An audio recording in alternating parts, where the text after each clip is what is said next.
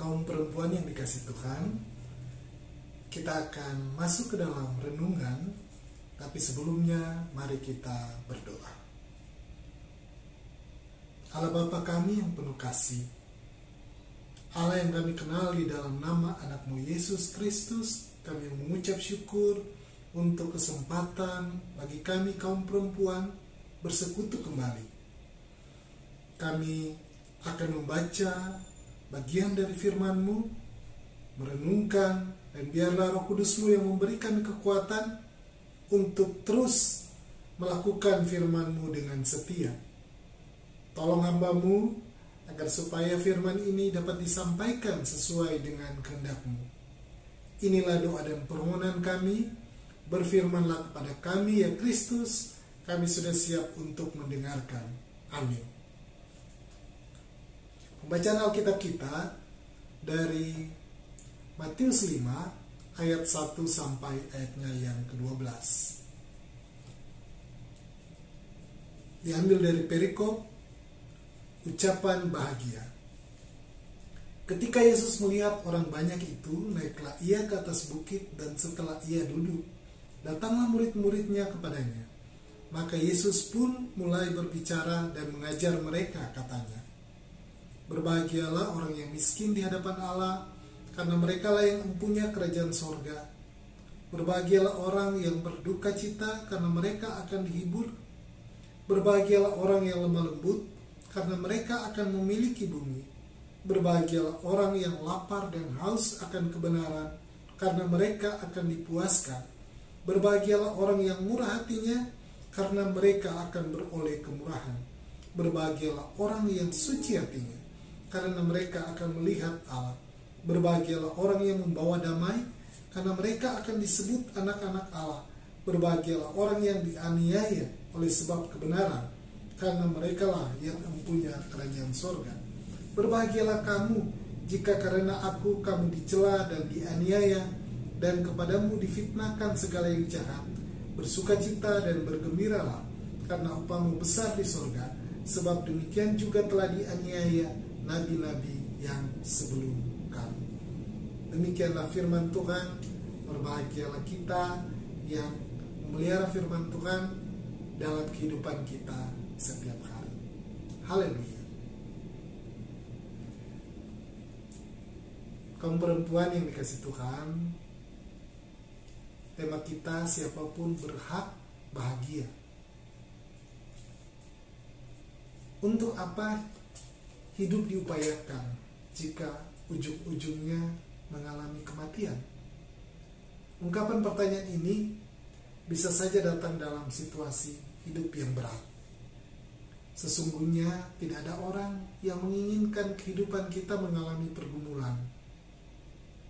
Pergumulan kita pahami atau perlu kita pahami sebagai ciri kehidupan masih berjalan. Ketika ada kehidupan, pergumulan itu juga akan terus menghampiri kita. Tapi tentu saja bukan hanya pergumulan dalam kehidupan kita, tapi juga ada saat-saat di mana kita tidak mengalami pergumulan. Ketika pergumulan itu hadir, apalagi hadir terus-menerus, bisakah kebahagiaan kita rasakan? Sedangkan kita merasa bahwa hidup ini begitu sulit. Tuhan Yesus dalam khotbahnya di bukit menjawab pertanyaan tersebut dengan kata bisa. Yesus menyampaikan sabda tentang kebahagiaan yang merupakan hak dari setiap orang yang hidup. Matius 5 ayat 1-12 termasuk ke dalam bagian khotbah Yesus di bukit. Khotbah di bukit bukan disampaikan pada waktu atau peristiwa tertentu, melainkan kumpulan pokok khotbah yang sudah disampaikan Tuhan Yesus secara berulang kali. Dan khotbah di bukit istimewa karena langsung ajaran atau isi pemikiran Tuhan Yesus sendiri. Matius 5 ayat 11-12 ditujukan khusus, ayat 1-12 ditujukan khusus bagi murid-muridnya. Kepada mereka, ungkapan berbahagia merupakan himbauan untuk memelihara sukacita di tengah situasi yang berat. Ketika mengalami tuduhan tanpa dasar atau fitnah, celaan, hinaan, bahkan penganiayaan, Tuhan Yesus menjanjikan mereka upah di masa mendatang. Kata upah tidak dimaknai sebagai jasa, melainkan saat hidup bersamanya dan tentu akan berakhir dalam kemuliaannya. Melalui kedua ayat ini, Yesus membangkitkan semangat para murid supaya setia dalam menjalankan tugas. Matius 5 ayat 1-10 ditujukan oleh Tuhan Yesus kepada semua orang yang menjadi pendengarnya. Sabdanya tentang kebahagiaan sangat berbeda dengan pandangan dunia pada umumnya. Mengapa?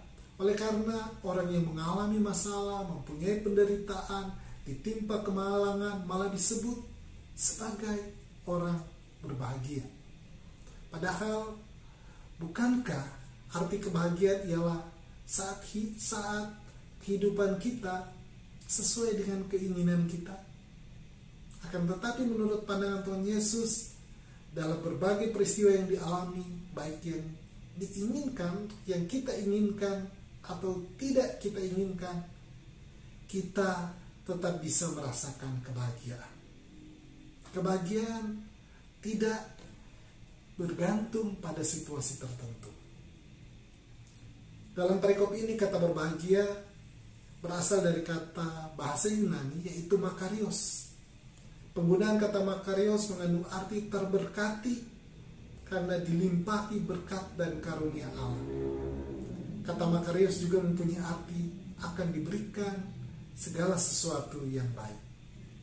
Ucapan bahagia yang disampaikan oleh Tuhan Yesus meyakinkan murid-muridnya dan juga kita sebagai pengikut Kristus bahwa kebahagiaan bukan sesuatu yang mustahil dirasakan.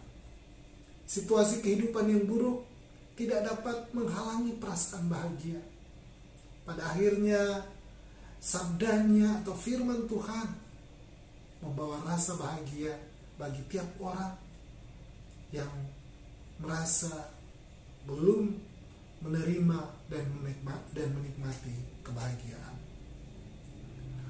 Dalam imanlah kepada Yesus Kristus, kita akan merasakan dan menikmati kebahagiaan. Tentu saja semua orang ingin berbahagia. Bahkan ada yang sampai mengejarnya dengan sekuat tenaga. Ada orang-orang yang menganggap bahwa kebahagiaan itu bergantung pada situasi atau kondisi tertentu. Itulah sebabnya ketika kehidupan tidak seperti yang diharapkan, tidak seperti situasi atau kondisi yang diharapkan, maka kita mudah goyah, jatuh dan terpuruk. Justru Tuhan Yesus memberikan pandangan secara tepat bahwa kebahagiaan itu sifatnya tidak hilang oleh karena keadaan. Dengan iman dan pengharapan di dalam Kristus, kita akan merasakan kebahagiaan dalam berbagai situasi hidup kita. Kaum perempuan yang dikasih oleh Tuhan kita Yesus Kristus, sebagai pendalaman ada dua pertanyaan yang menjadi perenungan kita. Yang pertama, dalam situasi putus asa, biasanya apa yang dipikirkan oleh saudari? Dan yang kedua, menurut saudari, mungkinkah kebahagiaan dirasakan saat mengalami pergumulan? Selamat menjawab dan merenungkan pertanyaan-pertanyaan ini. Tuhan memberkati.